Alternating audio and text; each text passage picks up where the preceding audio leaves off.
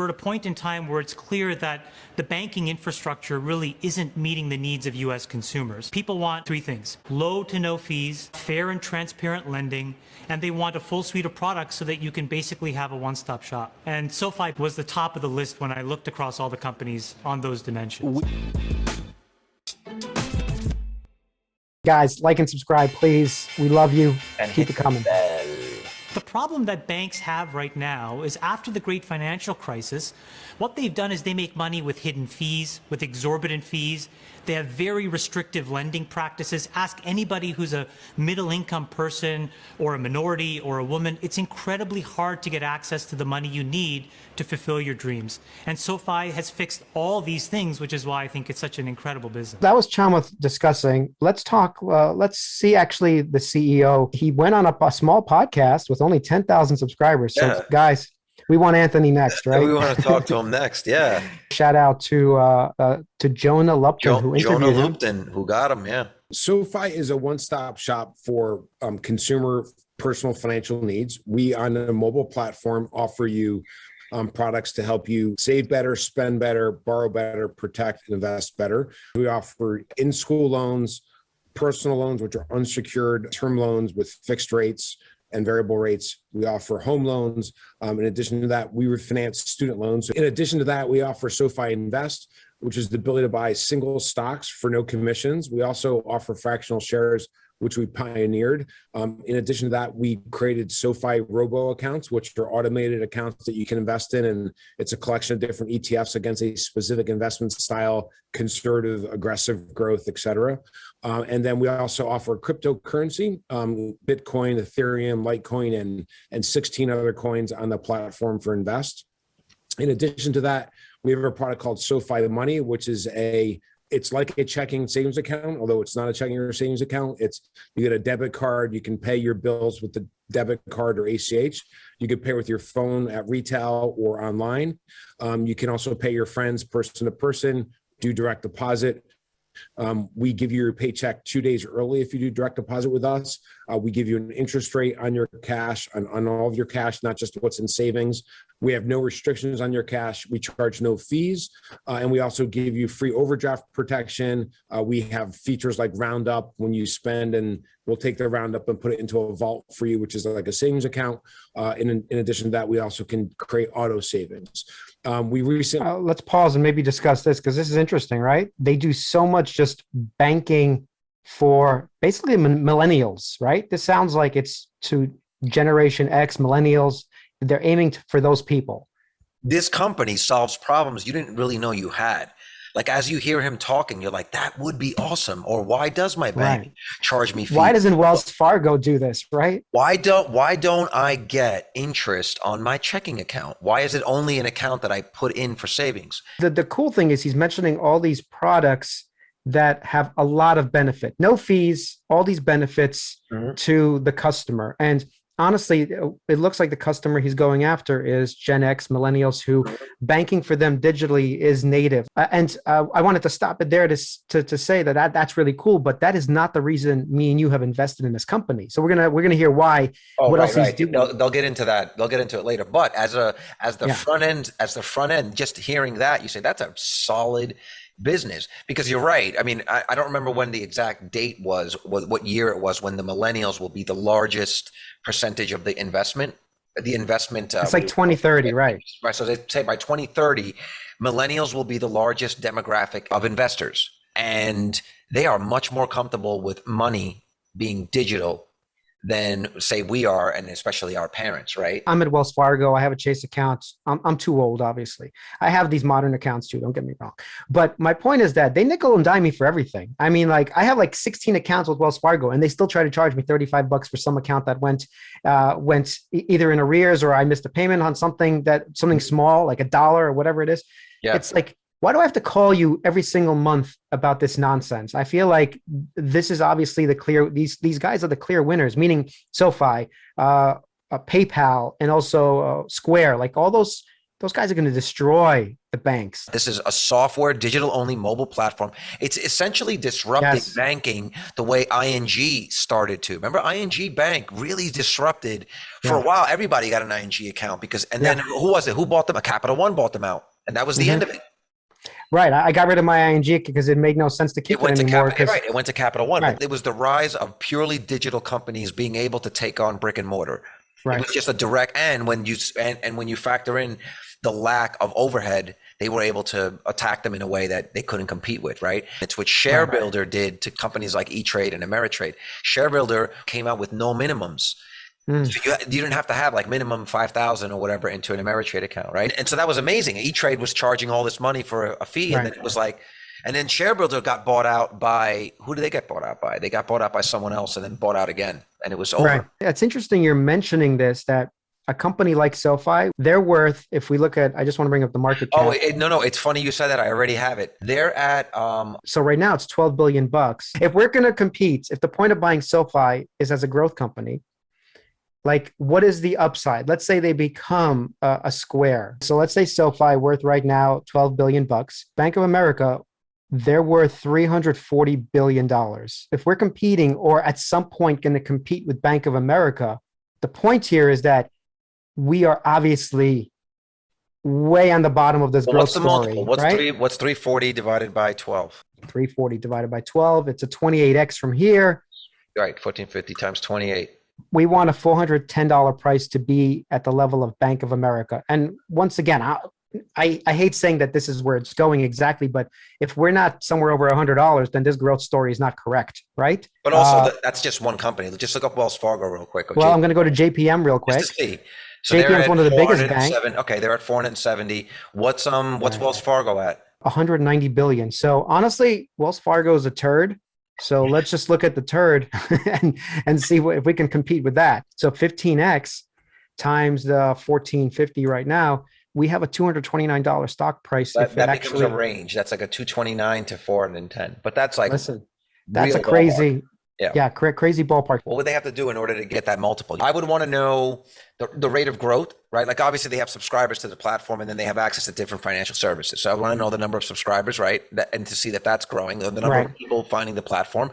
You want to know what that rate is and if it's sustainable, how long, what the revenue is for each of the markets, right? So if they're doing student loans, if they're doing home loans, if they're doing, you'd want to know like what their revenue is on each of those, and then you'll know what their penetration is on each of those markets, and you'll be able to get a much clearer picture of what their potential growth is, or any type of new service. So I actually want to bring this up since you're basically hitting the nail on the head. Why are they going to be worth 100 billion plus? Well, we haven't talked about the other part of the other part of their business, but if you want to get into it, what is the competitive edge that they have? Since Carlos, you brought it up, basically, why do we think that they're going to be better than just a conventional bank, right? This is actually why. Besides the lending stuff we discussed, the student loans, the personal loans, home loans, whatever. And they also do financial services. We know about that, where you can invest, you can buy stocks, etc. But the main things that they have a technology platform where other companies that are making like sort of basically apps, financial apps, are going through them and paying them a fee because they have a 1/6 ownership of this clearinghouse too. Galileo is their software platform. So if you need to transact money as a small app that's coming out, or even a giant app that's growing, like you said, M1, right? You need somebody to do that for you. It's a lot of back end work that you'd have to pay a lot of people to do. And they're paying now Sofi basically to do this work. Sofi is important because they're not just a lending platform and an investing platform.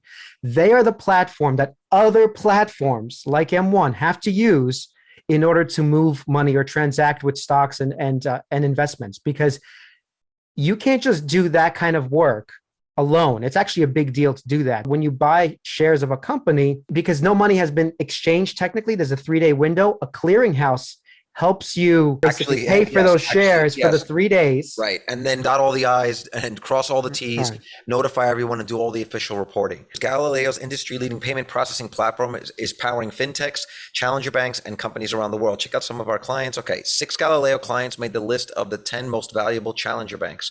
Robinhood, powered by Galileo, secured new funding and reinforced their positions as the two most valuable U.S. consumer fintechs. Robinhood's recent Series G extension round valued the company at $11.7 billion. This is just name dropping. I mean, look, if you just even go down here, Samsung, MasterCard, and Sofi, with support from Galileo, launched Samsung Money by Sofi, a mobile-first money management account and branded debit card. They're not just not a platform where you just invest and you have loans, because otherwise, you're basically investing in a bank, bank of the future. But the fact that they have this digital platform that other people have to use and pay them for, I think that could be a bigger business than their actual lending business at some point. Money services are competing with banks. Relay is competing with the Credit Karmas, the Mint. What other ones are there that do this? Right. A lot of them actually have that built in. I mean, even like Barclay Card has that sort of service built in. Invest, that's obviously competing with E-Trade, Ameritrade, all of those, and Coinbase and some of the other ones because they offer crypto.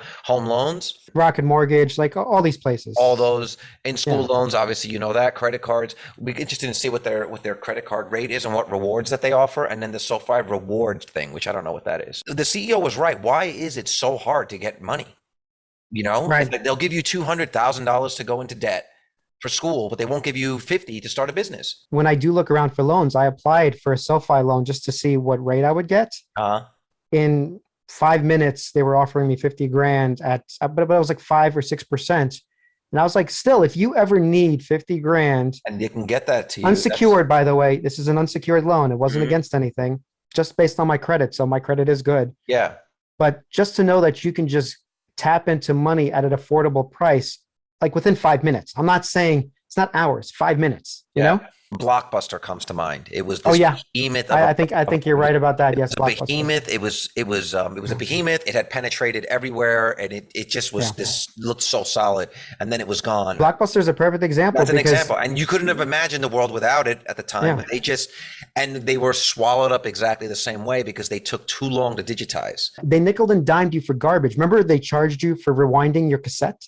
Sure, but that's not why they went out of business. Why they went out of business is because while they had such a head start, they could have continued to leverage the DVD business for years and use the profit from that to develop a streaming platform like Netflix did, to just put the movies online and have one product that you sell, because that was the big thing that almost killed them, was shipping these products, right? And from there, having the surplus from that be able to fund original content. It was a really smart idea, and Netflix just got in at stage 2 and skipped the first step, and Blockbuster just never saw it coming. This might happen to Sofi too. Netflix offered to sell out for $50 million, which is now worth $350 billion. When they say disruptive technology, they mean like it's going to disrupt things that you just felt were solid. BlackBerry was also dropped the ball. Dominant 1 year to the next. It was just gone. If Sofi gets acquired, it's gonna disappear like ING did. I know, it'll be gone. What companies are the most direct competitor to Sofi? There's a lot. They're all doing similar things. That's the thing. So when you say there's got to be one app. There's got to be Robinhood. Robinhood is pretty close in terms of Robinhood doesn't have loans, home loans, and it doesn't. They will. See, this is the thing. They will have that. You think Robinhood's going to offer home loans? 100%. 100%. They're going to have loans. If they did in a way that was like, use your stock portfolio, almost like a margin. They're going to have it, man, because how do you grow? Maybe you're right. How do you grow to multi-hundreds of billions of dollars? Look, by maybe you're expanding right, your market share. And that's my legacy thinking. That's me showing my age, not believing that it's possible. Or I'm 100% right, as usual. Here's Sofi's direct competitors. Companies that are most like them. This one I know, Avant. One of my loans is with them. Lending Tree, that's a pretty popular one. I've heard of them. I know. I've heard of and Lending Club, but it's not the same thing. $2 billion for them. Upstart is $23 billion. Lending Club is $2.8 billion. They're larger than all of them. But here's the metric, bruh. Here it is. Look at the Twitter followers. Sofi has 125,000 Twitter followers. Okay. To 38,000, 1.9 thousand. Like no millennial is using any of these services. This is customer engagement. You know what I'm saying? Sofi Twitter. Pretty accurate. Yeah, 125,000. All right. But just look, this tells you something. To me, percentage of tweets with engagement, 87%. This is Q4 of 2020, Of 2020, basically. exactly. On track to exceed 3 million members in 2021. Let's compare. Did they actually hit some of these metrics or starting to hit some of these metrics? Multi-product usage leads to best-in-class unit economics. This is where they talk about how basically selling within their system is better than trying to get customers outside of it, right? Here's an 86% profit margin by not going to sell to someone not in our network, right? But only for personal loans, just to be clear. Yes, this is the personal loan. Right. Total money and personal loan customer.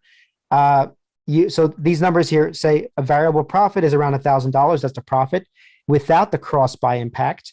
So that's a 44% you would have to spend basically, because you see these operational costs. You have to spend this money with their cross buy impact, whatever they're calling this. Basically, they're spending $40 to acquire this person instead of $400. So what they're saying is for the customers that are single service clients, they make a profit margin of 44%, the acquisition cost plus the maintenance cost, and they make 44%. But when customers start to bundle their services together, they are making over 80% right here, variable profit margin per customer of that group, right? So obviously their goal is to grow the number of single unit subscribers to become multi-unit subscribers. This is a compounded annual growth rate. So what we're looking at is basically for lending, it's 25% compounded growth annually. For Galileo, it's a 55% growth. So this might at some point overtake the lending product and the financial services. Look at the financial services, Euro. I think that's right now. I'm saying, but right, but you know what I'm saying? Yes. That's pretty monstrous. Now, this is what everybody cares about when they watch at least any of our videos. Are you going to make money? It's still a young chart. It's not like you can say exactly what's happening, but we are still in a downtrend. And the reason, obviously, we were at a peak here at $28. We touched this one at 24. And we're just saying that this is not even a year old. This company came to market November of last year. You can see it immediately shot up. Yeah, boom. And then $10 to $28. Right, and then Chama took his money. He sold out. He sold out of space. He sold out of this one immediately. He sold out of space. Now he sold out of Sofi. He's like, good luck with that, guys. I'm not bullish right now. I mean, we can be sitting in this stock for years, honestly, without it doing much of anything. Once again, I'm okay with that because we saw the potential, all the different products that they're offering, Galileo with the lending and the investing. I think this has nowhere to go but up. But hold on, it really doesn't have anywhere to go. Well, it can go to $10, right? Right, but look at it IPO'd at $10, and after a year and going up to $28, this thing's come back down to within $3 of its Not we don't even want to say $4.57. $4.57 of when it came to market. Granted, that's a 50%. That's 50%. That's still not bad. Not bad for someone in at $10, like Chamath was. Right. I'm sure he was in it like 2. There's no 200-day yet, I think. It's too young. It's too young. But it's trading between the 21-day and the 50-day, and it actually broke down because today the market is bloody. So we're underneath the 21-day. This is very bearish, by the way. This stock can go lower. So if I was buying it, I'd be dollar cost averaging as any dips arrive. And that's what I'm doing. I'm just buying anytime it just drops. Today I didn't buy any because I already bought a lot at $14. So I need a bigger dip. I need one at like 13 or something. Yeah. But having said that, look, if we see a run to 20 at some point, I don't think it's sustainable in the short term, honestly. So if it goes to 20, it'd probably be a selling opportunity if you had a lot of shares. Not all of them, but maybe sell some shares, recoup some investment, and then it might just trade back down to around $16, $15. The 21 is right now under the 50. This is not good, but they're converging. And you can see that this is essentially looking at a point where they would converge.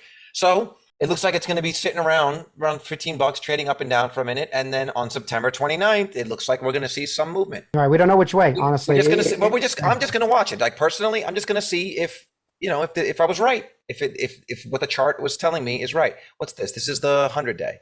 So yeah, they're both below the 100-day. It couldn't break on the upside. We'll see what happens. But September is typically a horrible month. So if it's a good month to be shopping. So at least on average, of some analysts believe around $24. That's what they think it's going to. Right. And that's within a 12-month. Usually these things are within a 12-month time frame. Let's take a look at StockTwit. I like looking at StockTwit. It feels more like the kind of conversations that I have with my friends about investing more than like, well, it's a bunch of twits. Yeah, you're probably one of the main I'm one of the twits. So, but I mentioned 4 times on Wall Street Bets daily discussion thread in the last 1 hour, full live and historical data. Wall Street Bets trends. Oh, so it's trending. Top money picker. Oh, this is interesting. Do they have options contract on SoFi yet? They do. In fact, one of the ways I've been making money is by trading covered calls and cash secured puts in this range. So I've been doing the $13 to $17.50 range. Even just looking at the spread of calls and puts, let's just see. All right, 6,000 calls at $15, and volume here, 4,000 puts at $14. Interesting. That's actual people putting money down on those. It is, but those are gamblers. Let's face it. They're buying them from you, yeah, of course. They're buying the assets from me. I found that around 80% of the time, if you're not greedy, you're not going to lose. 80% of the time, you're not going to lose if you like and subscribe. And That's right. Hit the bell. Now. Ding, ding. Guys, come on, man. Hit the bell. At the end of the day, this chart doesn't look good, man. You know what I mean? No. The chart is junk. Yeah. This chart doesn't look good, but it's so new. Let's look at Robinhood's. Look, this is Robinhood, and then compare Coinbase. Okay, yeah. That was a Coinbase one. What other one? Actually, the Coinbase chart's looking a little bit better. It's starting to move up. If and when this is $150 stock, watching this video back is going to seem insane. We're going to be screaming at ourselves, being like, "Shut up and go put your whole life go buy everything into this." You know what I'm saying? That's what it would be. Well, like. The thing is, this is one of those companies which you just said, because I was in Square back when it was $10. And I didn't understand what I had because I didn't do all this research back in the day. So I sold the $36 from $10 to $36. And I thought, holy shit, I made a lot of money.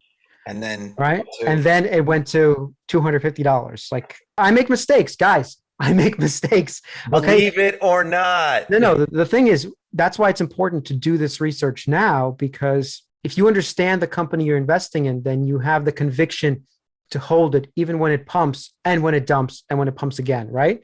I think that's important. It doesn't mean that it's going to work out any differently from you. SoFi's future is already set, right? It's just going to be whether or not you made the right call. And at the end of the day, if you're going into it with a certain amount of research and conviction and it fails, what that's going to force you to do is go back and look at the metrics that you missed. You're going to be like, why didn't I see that coming? Right. There must have been something that I was either overlooking or I just didn't pay attention to. Maybe it was outside market catalyst. And I did want to say that I feel like we've been tiptoeing around it the whole time is the difference between this company and like a traditional legacy bank is that they're in software. Their whole business is all just software. And what's the margin on that, huh? As we've seen, I mean, Tesla getting $10,000 for a button. Right. Have you seen a SoFi bank at the corner? I don't think so, right? It's all software. And so it really does. It seems that the companies that are leveraging software are the ones that win. The traditional bank, the heavyweights can develop their software, but fundamentally, they're not a software company.